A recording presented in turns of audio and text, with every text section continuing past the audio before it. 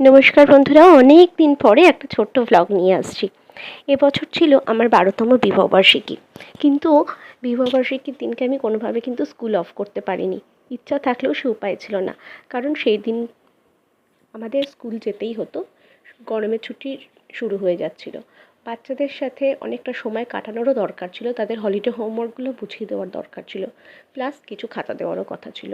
সমস্ত কাজকর্ম করে যখন সন্ধ্যাবেলায় বাড়ি আসি, তখন কেক কেটে আমাকে আমার হাজব্যান্ড নিয়ে গিয়েছিল একটা রুফটপ রেস্টুরেন্টে। আমি এর আগে কখনো এরকম ছাদের ওপরে কোনো হোটেলে খাইনি, তো আমার কাছে এক্সপিরিয়েন্সটা বেশ অন্যরকম ছিল, খুব আনন্দ হয়েছিল। যদি পারি একটা ছোট ভ্লগও বানাবো।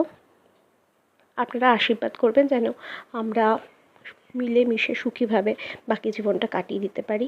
জীবনে উত্থান পতন থাকবে, কিন্তু আমরা যেন সবসময় একে অপরের পাশে সুন্দরভাবে থাকতে পারি। আজকে চলি তাহলে, দেখা হচ্ছে পরের ভ্লগে।